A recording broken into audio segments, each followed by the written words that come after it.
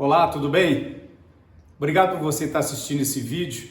Se você ainda não acompanha a gente no YouTube, se inscreva aí no canal, marca o sininho, toda vez que a gente publicar um vídeo aqui, você recebe então a notificação automática. Aqui a gente faz da seguinte maneira, a gente propõe um tema e esse tema a gente vem trazendo situações do nosso cotidiano. Mas tem um detalhe, a gente procura debater esse tema também, trazendo ensinamentos à luz da Bíblia, que nós queremos ser a palavra de Deus. Então o tema aqui de hoje é esse. Olha, o que anda te incomodando? Eu posso fazer essa pergunta para você, mas você também pode fazer a mesma pergunta para eu. Olha, o que anda me incomodando? Essa é uma situação natural para qualquer ser humano.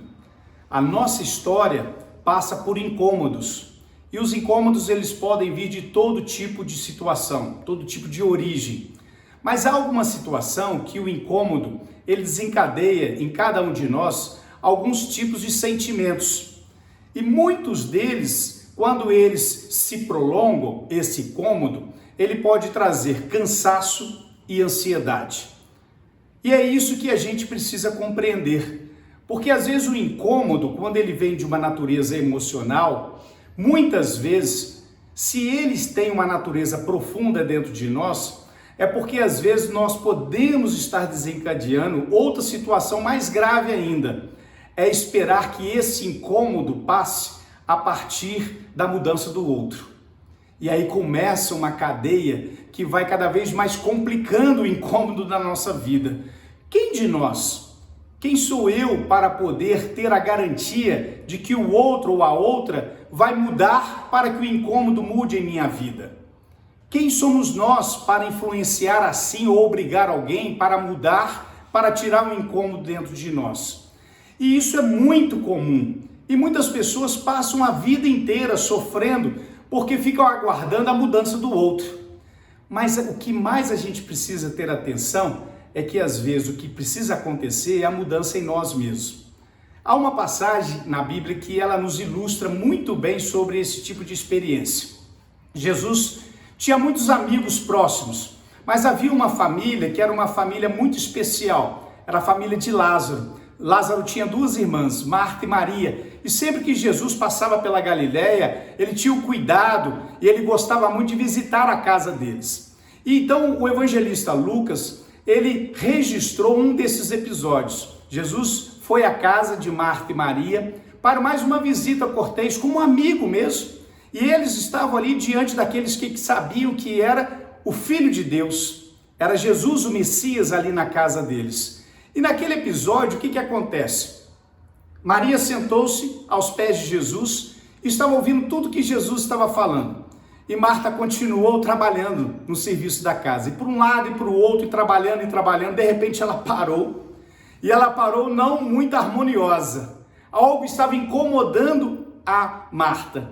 E ela parou, virou para Jesus e disse: "Você não se sente incomodado, não?" Olha a pergunta dela para Jesus. "Você não se sente incomodado, não?"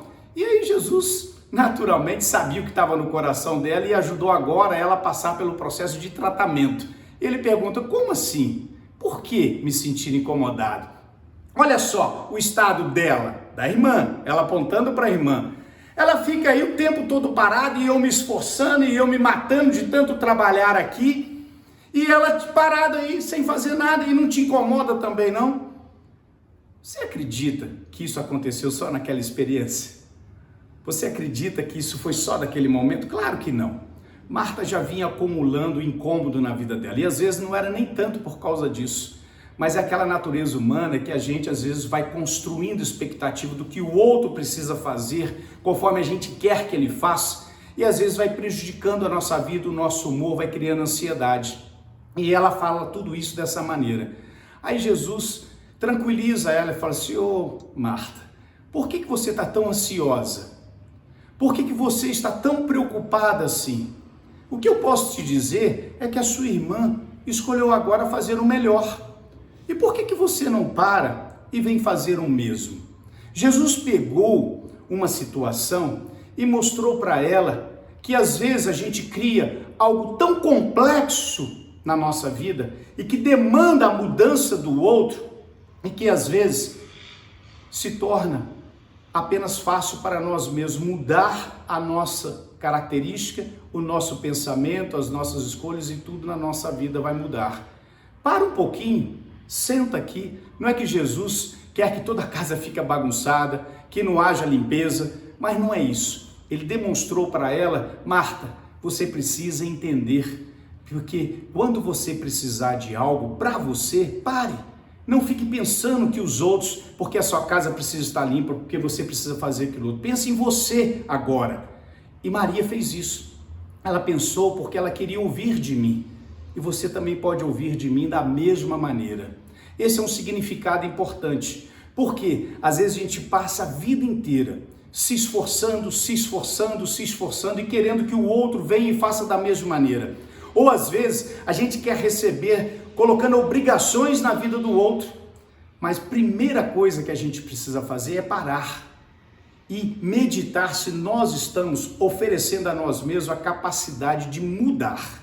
E sabe como que a gente pode aprender muito? Estou falando para mim mesmo. Isso é um trabalho contínuo.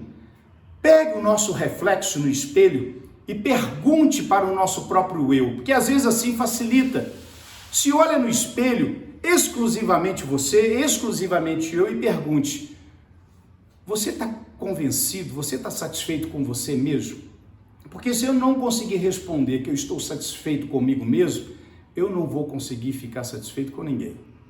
Então a primeira experiência que a gente precisa ter na vida é se sentir feliz e amar a si mesmo.